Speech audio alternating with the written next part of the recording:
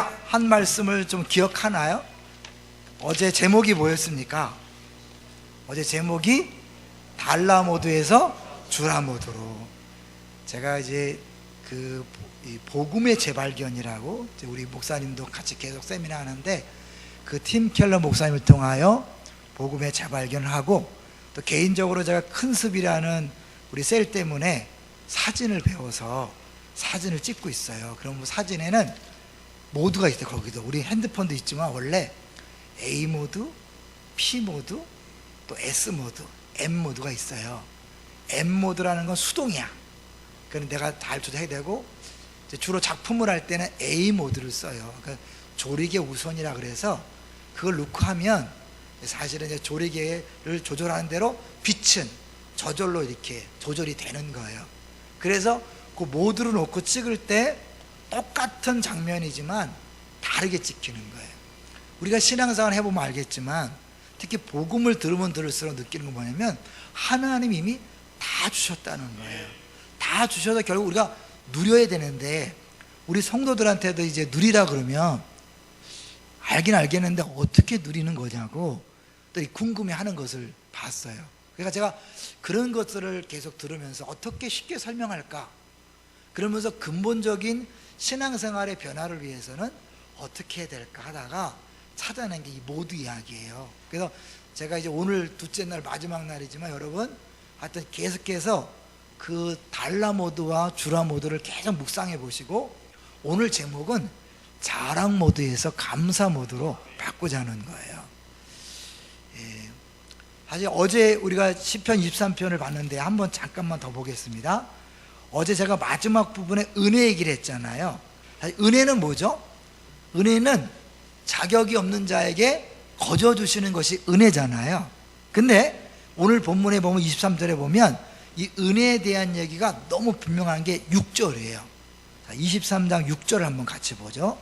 시편 23편 6절 시작. 내 평생의 증가 인자하심이 반드시 나를 따르리니 내가 여호와의 집에 영원히 살리로다. 선하심, 우리가 잘 아는 거죠. 하나님은 선하신 거예요.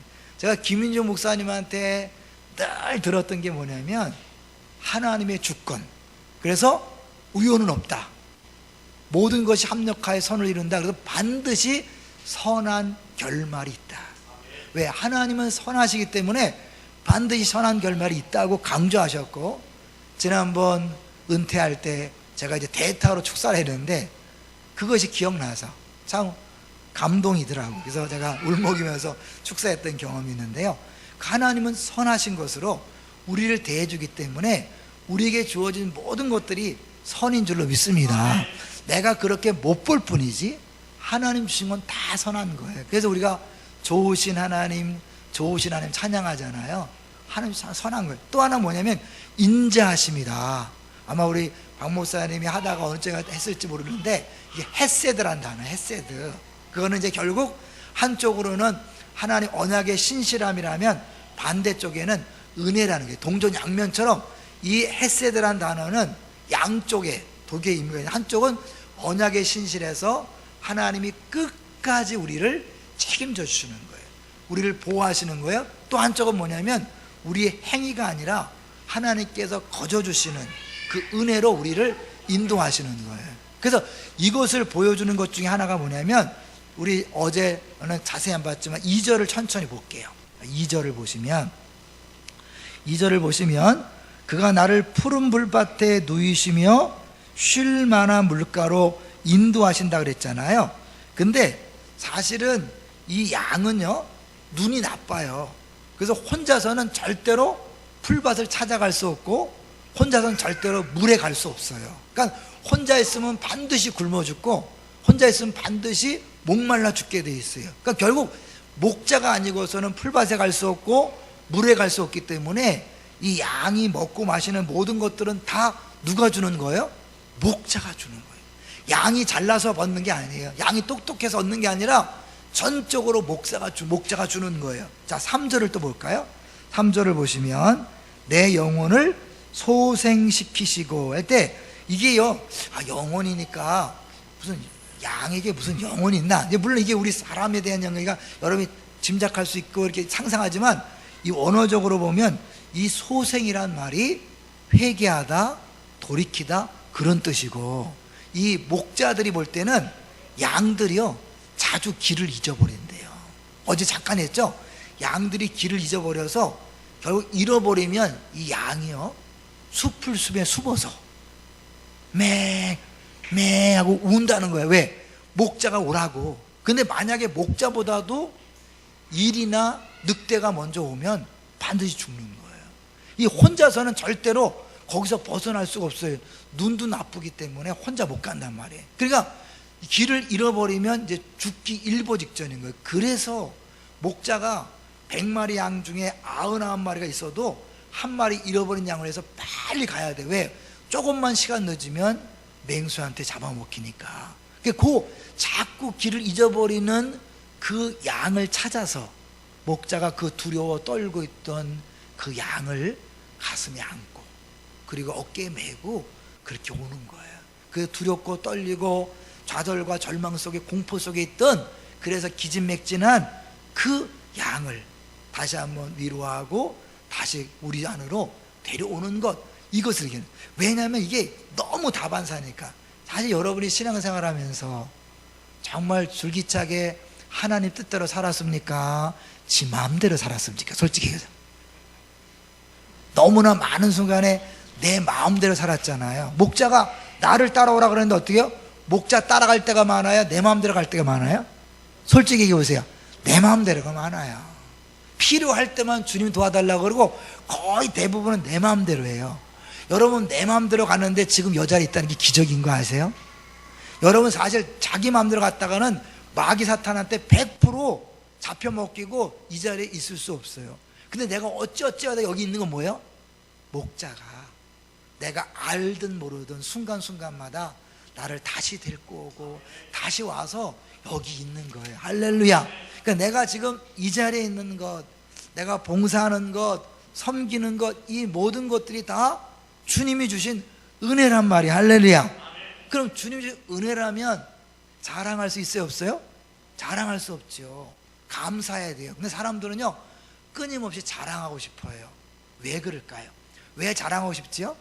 그래서 근본적인 문제를 다뤄야 돼요. 인간이 죄를 진 다음에 찾아온 두 가지 심각한 감정이 있어요. 뭘까요? 첫 번째는 두려움이었죠.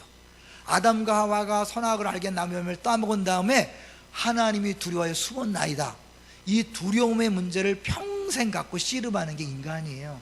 미래에 대한 두려움, 건강에 대한 두려움, 자녀가 잘못될까 두려움, 끊임없는 이 두려움 문제를 내 방법으로 해결하려고 돈을 벌기도 하고 내 나름대로 헬스도 하고 쾌락을 추구하고 안전망을 막 추구하잖아요. 이제 그러다 보니까 하나님과 재물을 겸하여 섬기고 막 그러는 거란 말이에요. 또 하나 감정은 뭘까요? 부끄러움이에요. 벌거벗었으므로 치마를 해입고 벌거 수치스러운 거. 그 전까지는 전혀 그런 게 없다가 죄를 진 다음에 결과적으로 첫 번째 두려움이 부끄러움인 거예요. 그러니까 자기 자신을 부끄러워하니까 어떻게 해요? 이 부끄러움을 해소하기 위해서 끊임없이 노력하는 거예요. 뭘로? 명품으로.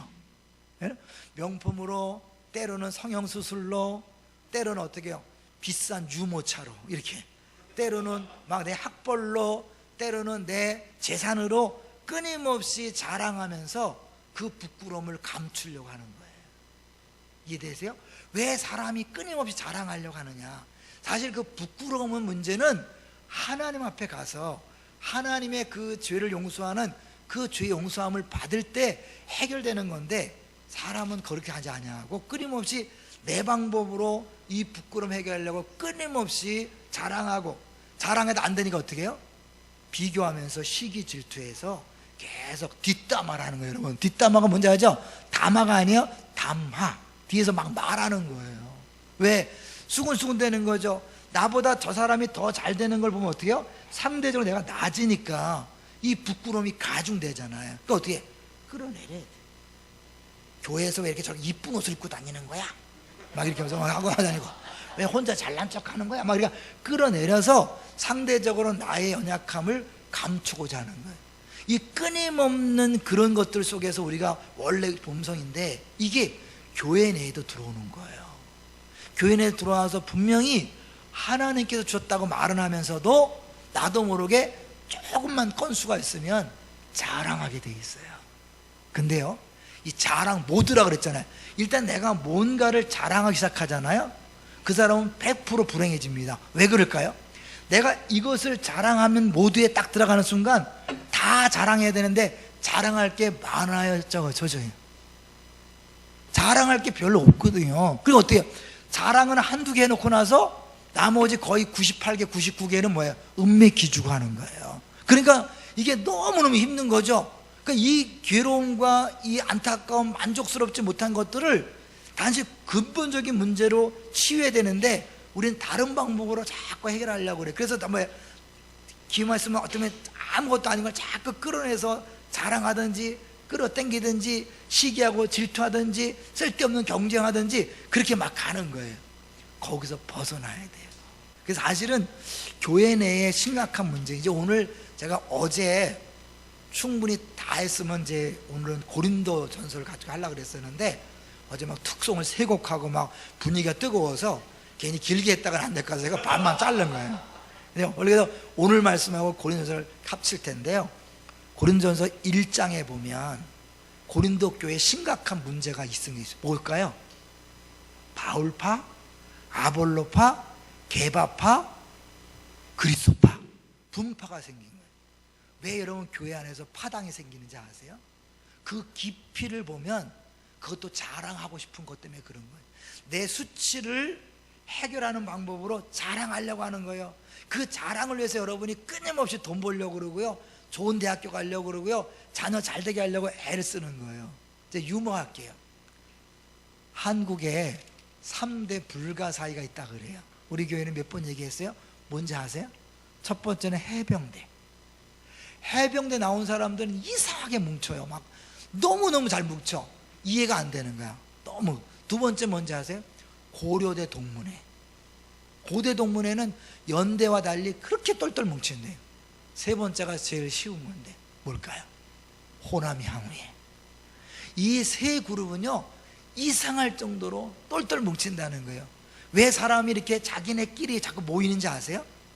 그걸 통해 나도 모르게 거기서 자부심을 느끼고 안전망을 느끼고 그걸 자랑거리에 삼고 싶은 거예요.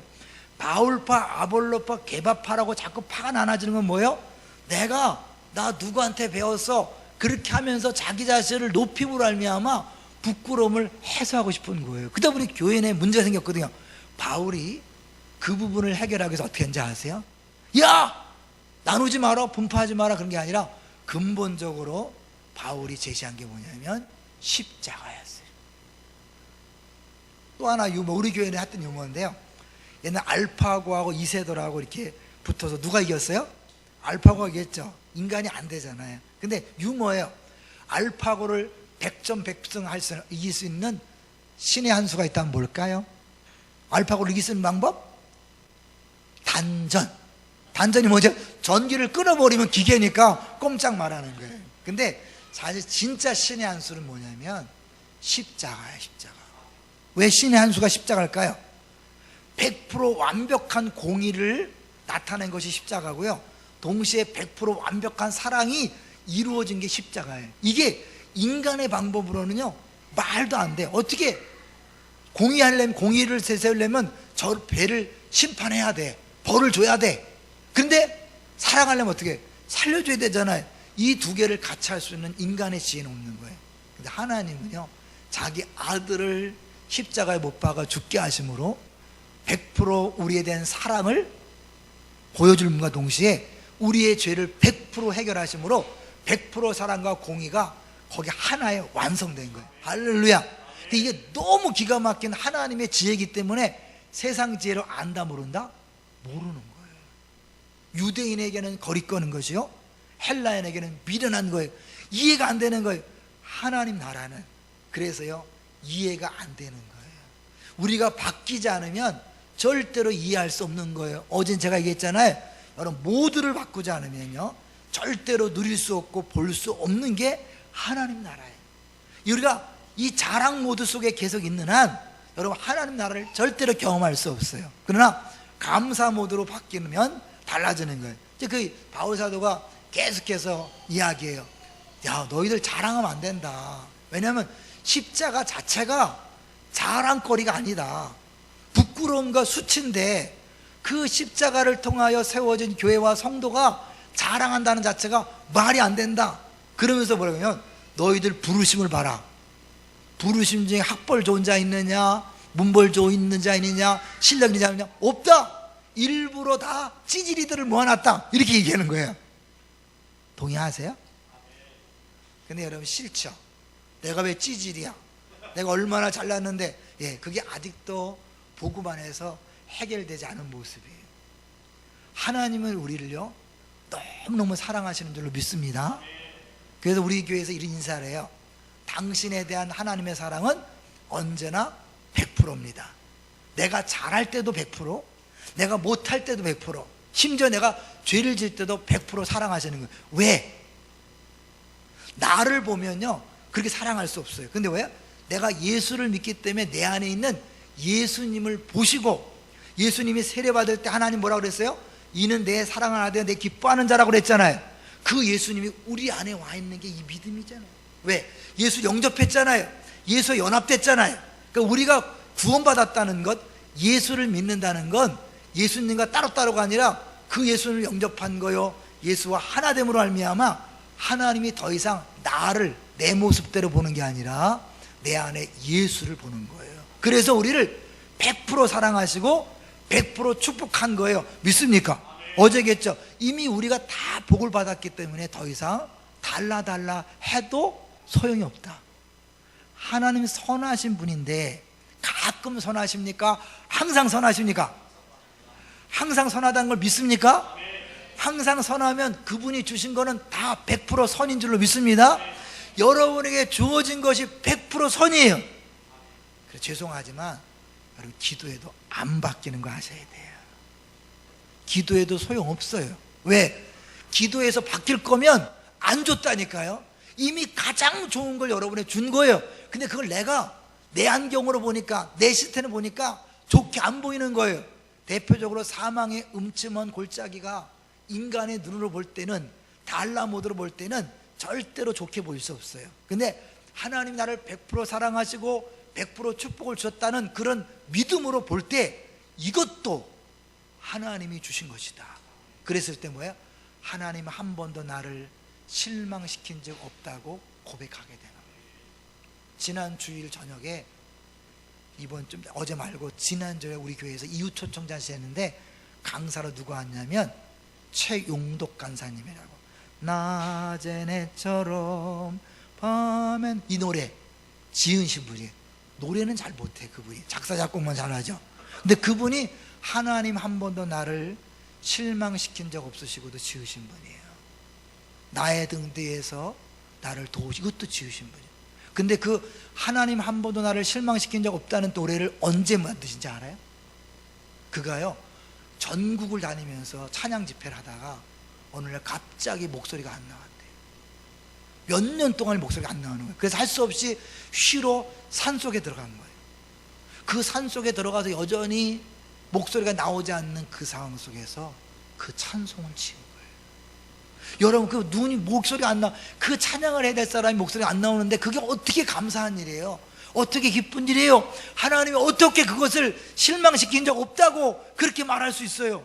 근데 어느 순간에 하나님의 은혜가 깨달아지고 하나님이 어떤 분인가가 깨달아지면서 내 과거부터 지금까지 모든 걸 돌아보니까 하나님의 다 선하십니다, 인자하십니다, 은혜라는 게 느껴지니까 그런 고백을 한 거예요. 근데 거기서 끝나지 않았어요. 그분의 딸이 16살인가에 죽었어요. 근데 그의 마음속에는 하나님 한 번도 나를 실망시킨 적 없으시고라는 그 고백이 딸이 죽었을 때도 그대로 나온 거야. 여러분, 딸이 죽었는데 그런 고백할 수 있겠어요? 이분이 그 믿음을 고백한 거예요.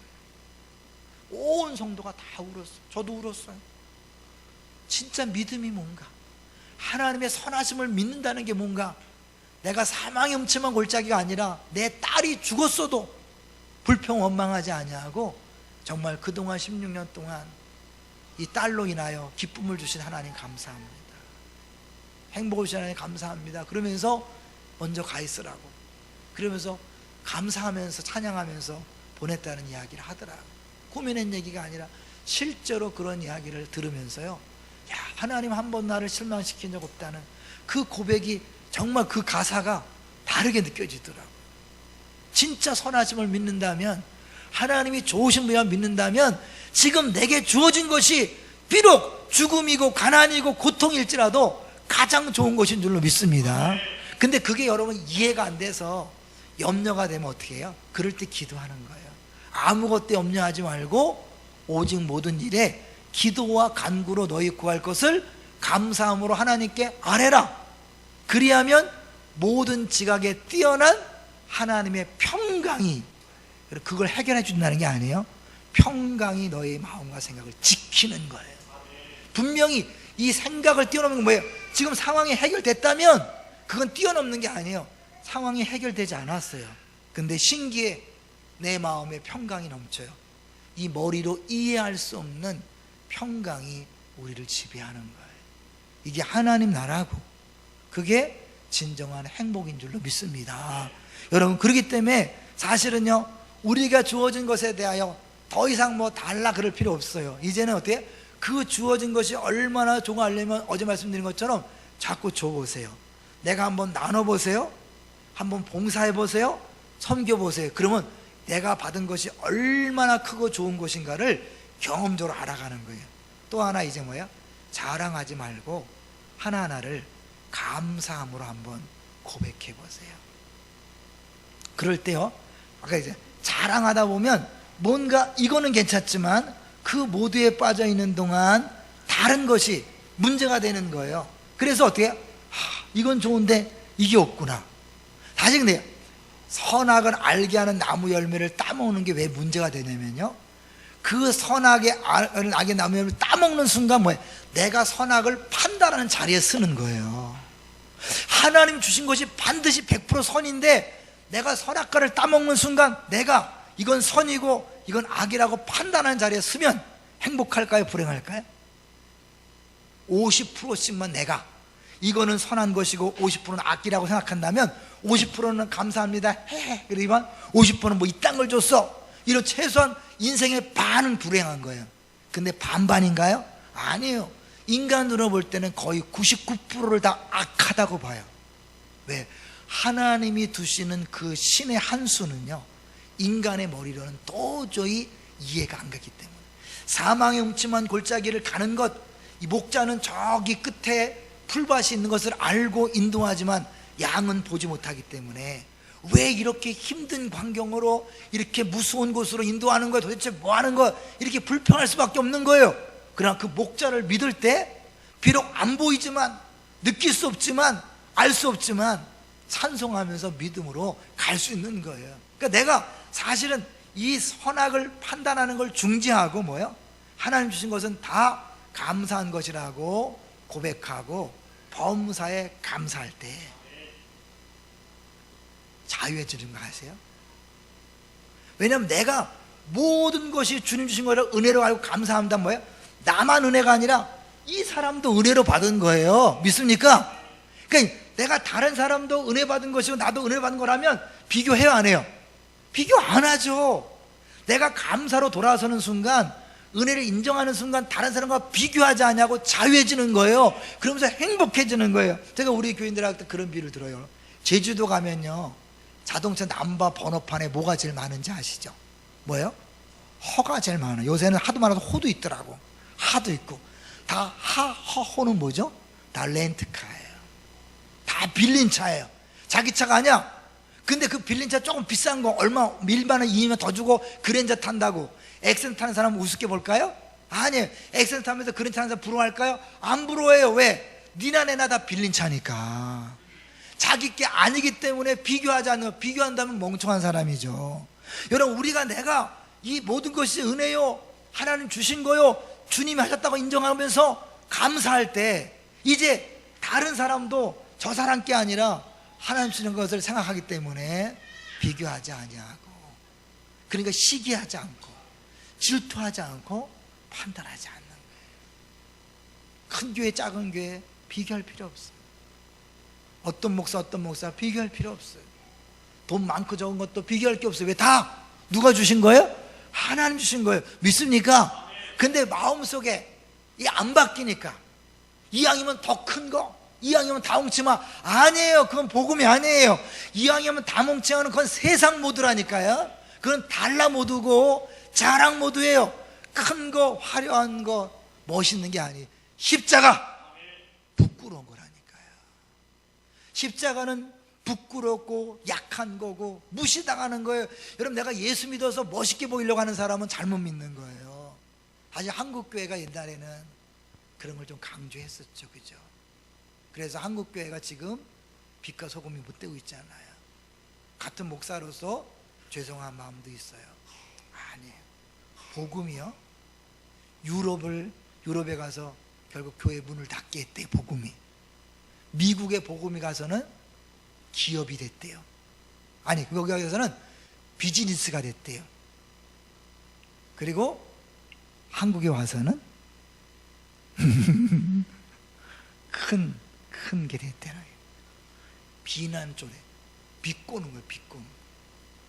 그 정도로 사실은요, 한국의 복음이 변질됐다고 그렇게 얘기하는 거죠. 여러분 마음속에 아직도 내가 기도해서 크게 한번 돼버리라, 부자가 돼버리라, 우리 애를 서울대 보내리라, 우리 애들을 좋은 곳에 결혼시키라, 100% 아닙니다. 하나님은 이미 우리에게 다 은혜로 주신 거예요. 다만 그것을 내가 지금의 눈으로 볼 수 없기 때문에 백수 뒤에, 천수 뒤에, 만수 뒤에, 만수 바둑이라는 용어 아시죠? 처음에 이세돌 구단하고 이 알파고가 딱 붙었을 때 해설하는 사람들이 딱 알파고 눈썹 보고 저런 수 나쁜 수입니다, 저건 악수입니다, 역시 컴퓨터는 안 됩니다. 나중에 그 수 때문에 졌거든요. 다 겸손해졌어요. 어떻게 우리가 수없이 많이 바둑을 두고 그렇게 많은 기보를 짜고 했지만 저수는 못 봤다. 예, 고수의 수는요, 하수가 몰라보는 거예요. 하나님의 고수의 수는요, 우리 인간의 눈으로는 알 수 없어요. 그러니까 어디에 이왕 좋은 것이라고 믿음으로 받고 감사하는 수밖에 없는 거예요. 감사할 때 그 자체가 행복이지만 또 뭐예요? 감사할 때 비교하지 아니하고 자랑하지 아니하고 낙심하지 아니하고 열등에 빠지지 아니하고 당당한 거예요. 그래서 거기에 진정한 행복이 있는 줄로 믿습니다. 아니, 우리가 가는 길은요, 압니까 모릅니까? 몰라요. 의의 길로 인도하신다 그랬죠. 주님만이 우리가 막 헤매고 막 자빠지고 그래도 결국 뭐예요? 하나님께서 정하신 그 길로 가는 거예요. 이번에 특세 때 김병년 목사님이라는 분이 왔어요.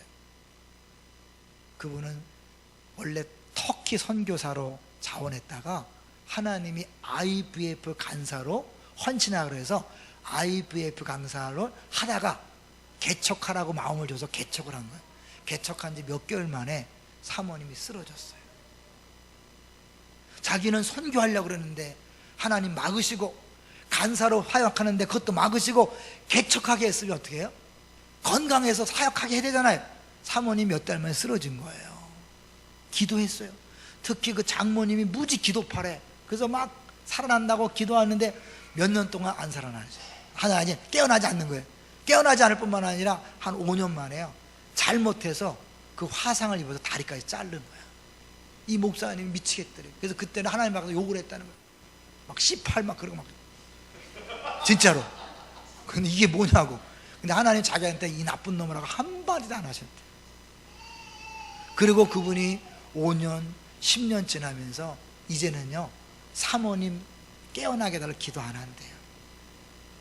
나는 깨어나는 것이 하나님도 생각했지만 아닐 수도 있다는 걸 알고요, 이제부터는 어떻게 하냐면 그냥 하루, 하나님 오늘 버틸 힘을 주십시오, 오늘 내가 아내를 사랑할 힘을 주시고 아내를 섬길 힘을 주십시오 라고 그렇게 기도한대요.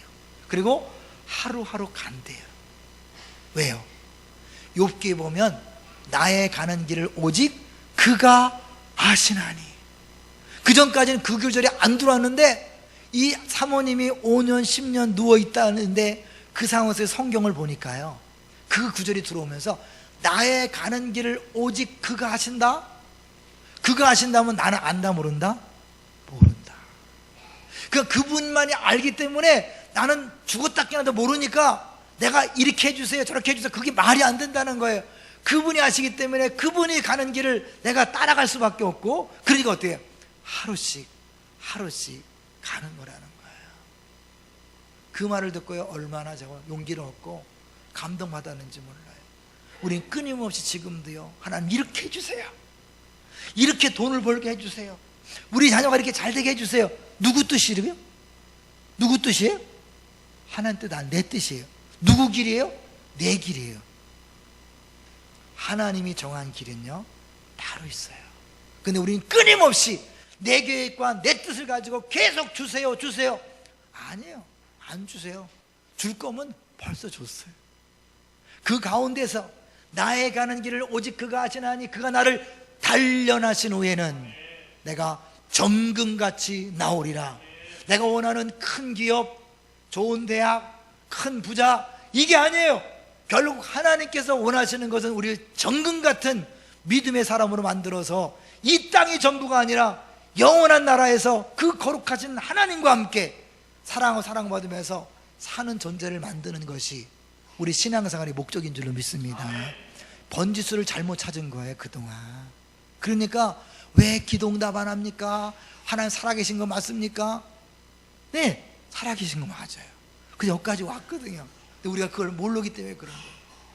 나의 가는 길을 그분이 안다는 걸 딱 인정하면 지금 이 길 사망의 음침한 골짜기에 다닐지라도 두려워하지 않는 거예요. 왜? 주님이 알고 주님이 인도하시기 때문에 나는 뭐예요? 순간순간마다 들려지는 막대기 음성을 들으면서 그 위로의 음성을 들으면서 뚜벅뚜벅 가다 보면 이제 뭐예요? 푸른 초장이 나와서 원수의 목전에서 상을 베푸시는 것을 경험하는 거죠. 근데 이게 해석이 어렵기 때문에요 많은 사람들이 해석이 다르지만 결국 당장에 그러하지만 장기적으로 어떻게 해요? 들판에서 광야에서 상을 베푸시는 누가 떠올라요? 예수님. 5천 명을 광야에서 배불리 먹게 하셨던 그 광야의 식탁.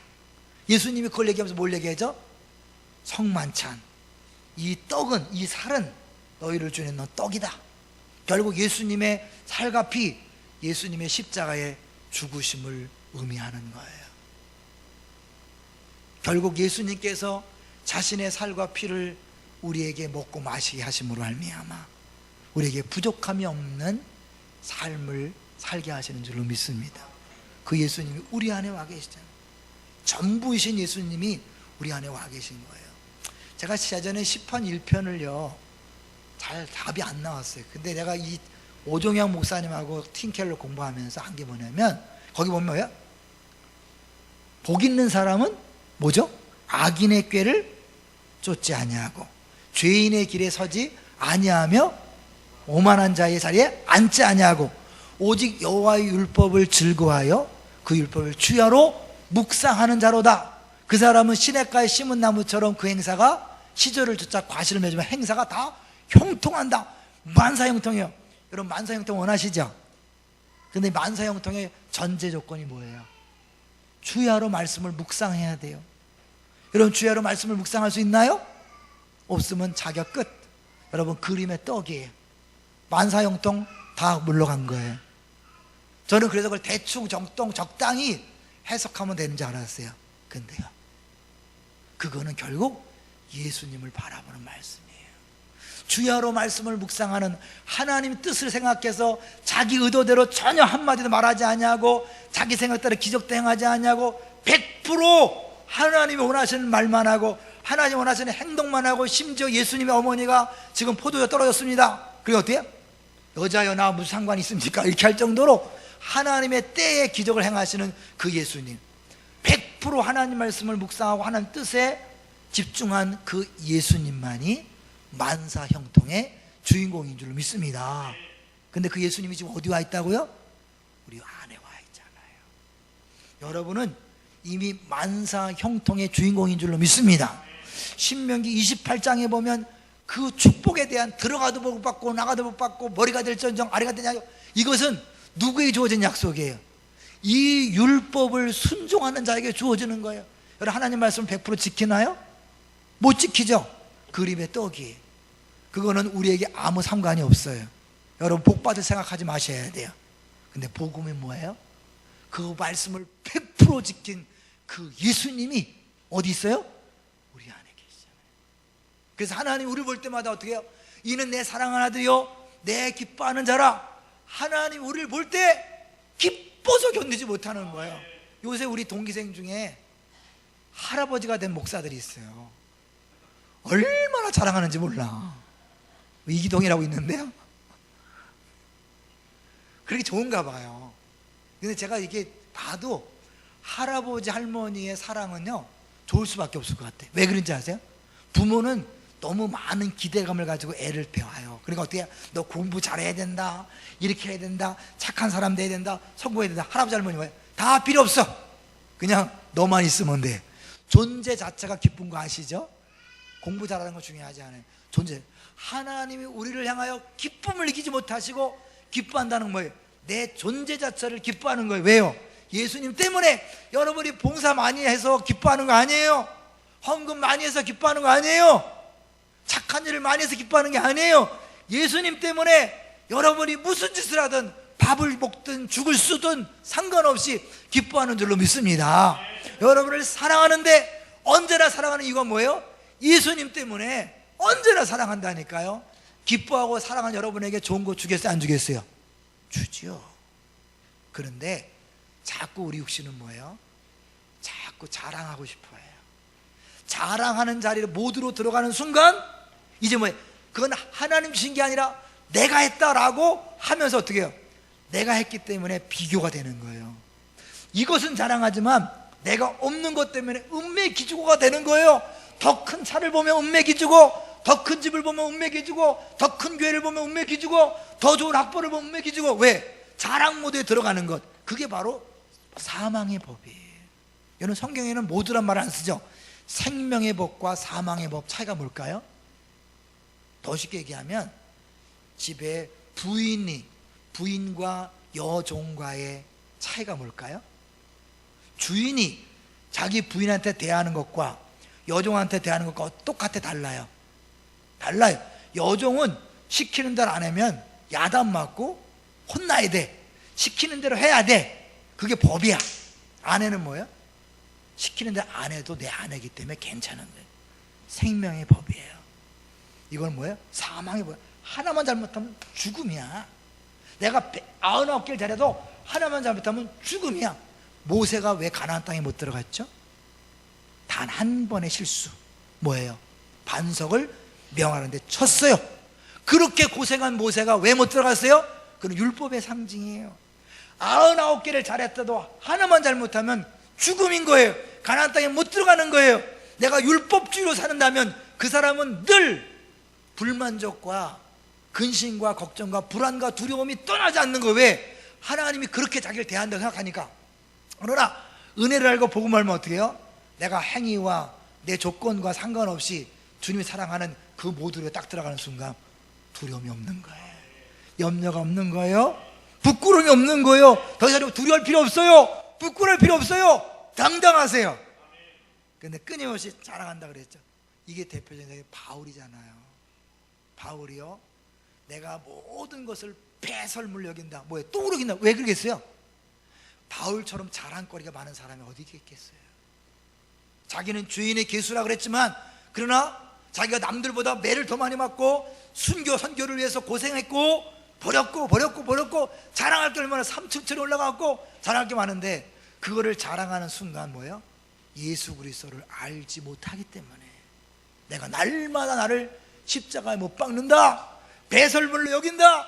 끊임없이 육신이 잘못 옛날의 습성대로 또 자랑하려고 그러고 내세우려고 그러고 비교하려고 할 때마다 바울이 어떻게 해요? 그 육신을 못 박는 작업을 매일 하는 거예요. 매일. 제자란 뭐예요? 날마다 자기를 부인하고 자기 십자가를 지는 거예요. 자기 부인을 십자가는 뭐예요? 날마다 죽는 거예요. 감상 십자가를 타고 다니는 게 아니에요. 십자가를 지는 건 뭐예요? 죽으러 가는 거잖아요. 죽는 거예요. 날마다 불쑥불쑥 내 자랑과 교만과 내 것을 드러내고 싶고 하고 내가 했다고 말하고 싶은 그런 것들을 자꾸 못 받고 그러고 가는데, 어제 얘기했지만 이것만 못 박는다고 해결되나요? 아니요. 못 박으려고 그러면, 죽이려고 그러면 자꾸 더 떠오른다니까요. 하나 재미난 예화를 드릴게요. 어떤 교장 선생님이요, 학교를 돌아보다가 갑자기 우체통이 눈에 딱 들어왔어요. 근데 애들이 저 우체통에다 돌 넣으면 어떡하나? 애들이 안 넣었어. 그래서 조회 시간에 얘기했어요. 여러분, 저 우체통은요, 편지만 넣는 것이 돌 넣으면 안 됩니다. 그날 오후에 돌로 꽉 찼대요. 뭘 얘기하는지 아시죠? 하지 말라 그러면 더 하는 게 인간의 죄성이에요. 안 하려고 하는데 더 하고 싶은 게 죄성이에요. 어떻게 해야 된다 그랬죠? 다른 것을 해요. 그래서 왜? 자랑 모드가 아니라 감사 모드로 바꿔야 된다는 거예요. 육체의 정욕과 성령의 소욕이 늘 싸우잖아요. 이것만 무조건 누른다고 되는 게 아니라 누르지 말고 이쪽을 더 강화하는 거예요. 이쪽에 집중하는 거예요. 성령께서 나를 사로잡도록 성령을 구하시는 거예요. 성령 충만을 구해야 되는 거예요. 그래서 예수님이 마태복엔 구하면 좋은 걸 준다 그랬고, 똑같은 표현을 어떻게 해요? 누가복음 뭐라 했어요? 구하면 성령님을 주시지 않겠느냐. 왜 성령을 구해야 되냐면 이미 다 줬는데 이 성령 충만하지 않으면 맨날 엉뚱한 거 갖고 싸우고 엉뚱한 거 붙잡고 늘어지니까, 이 성령 소욕, 성령이 충만해서 술 취한 것처럼, 술 취하면 어떻게 해요? 술 기운에 나도 모르게 말하고 행동하잖아요. 성령 충만하면 나도 모르게 말하고 행동하는 거예요. 방언이 그거잖아요. 성령이 말하게 하시는 거잖아요. 내 혀를 지배하고 생각을 지배하고 지배해서 나는 원하지 않는데 자꾸 이걸 하게 만드는 거죠. 그 감사를 나타내는 거예요. 그래서 성령을 구하시고 성령께서 충만함으로 자랑 모드가 아니라 감사 모드로 전환하시기를 주의를 축원합니다. 그래서 저는 우리 교회 성맥이라고 있잖아요. 감사 훈련을 시켜요. 매일 5가지씩 해라. 다 하지 않지만 꾸준히 하는 사람은요, 자기도 모르게 달라지는 거죠. 감사하면 할수록 와, 어마어마하게 좋아졌다는 걸 느낄 뿐만 아니라 자랑 모드를 벗어나는 그 비밀을 경험하면서 더 이상 시기, 질투, 경쟁, 비교의식, 열등감 없으니까 당당한 거예요. 사람들이 열등의식 때문에, 비교의식 때문에 얼마나 많은 에너지를 빼앗기는지 아세요? 정말 중요한 것들을 놓치고 살 때가 많이 있어요. 정말 행복하게 원하십니까? 행복이 뭐라 그랬어요? 더 바랄 것이 없는 거라 그랬죠. 니드가 없어지는 거라 그랬죠. 네, 감사로 돌아서는 순간 니드가 없어져요. 자랑하면 어떻게 해요? 이거 자랑하면 이것도 주세요. 이것도 자랑하고 싶고 이것도 자랑하고 싶고, 그거 없으니까 딴 사람 뒷담화해서 끌어내리고 시기하고 질투하고, 교회가 끊임없이 그 문제로 막 지지고 볶고 하잖아요. 이걸 벗어나면 사랑의 동산교회, 진짜 말 그대로 사랑의 공동체가 될 줄로 믿습니다. 정말 행복한 공동체가 될 줄로 믿습니다. 이론이에요. 실제가 되기 위해서는 여러분 기도하셔야 합니다. 성령이 아니고서는 불가능합니다. 그래서 성령 충만을 수시로 기회만 되면 쉬지 말고 기도하셔야 돼요. 성령 충만, 성령 충만, 성령 충만 누리셔서 간증의 모델, 축복의 모델, 기적의 모델 다 되시기를 주의 이름으로 축원합니다. 자, 이제 우리 박 목사님 나오셔서 기도해 하시겠습니다.